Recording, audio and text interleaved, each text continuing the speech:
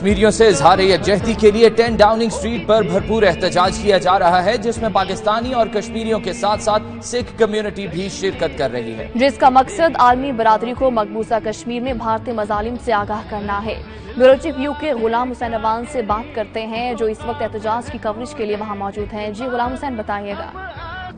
جی بالکل، اس وقت جو ہے وہ 10 ڈاؤننگ اسٹریٹ کے سامنے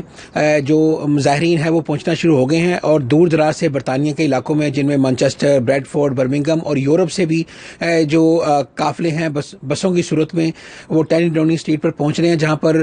کچھ ہی دیر بعد جو ہے وہ بہت بڑا جو ہے وہ مظاہرہ شروع ہونے جا رہا ہے، جس کے اندر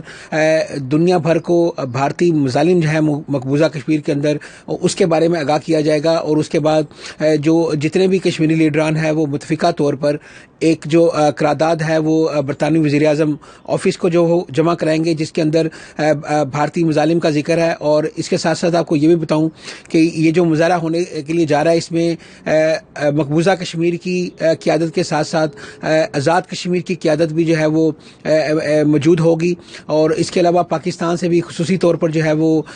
جو کچھ لیڈران آئے ہوئے ہیں وہ بھی اس مظاہرے میں شریک ہوں گے۔ اور یہ کہا جا رہا ہے کہ یوم یکجہتی کشمیر کے حوالے سے جتنے بھی مظاہرے ہوتے آ رہے ہیں ان کا ایک یہ بہت بڑا مظاہرہ ہوگا، اور یہ طریق ساز مظاہرہ ہوگا، جس کے اندر جو ہے وہ عالمی میڈیا کے ساتھ ساتھ پاکستانی میڈیا کی بہت بڑی تعداد جو ہے وہ یہاں پر پہنچنا شروع ہو چکی ہے۔ اور اس کے بعد آپ کو یہ بتاؤں کہ مظاہرے کے فوراً بعد جو ہے وہ لندن میں ہی ایک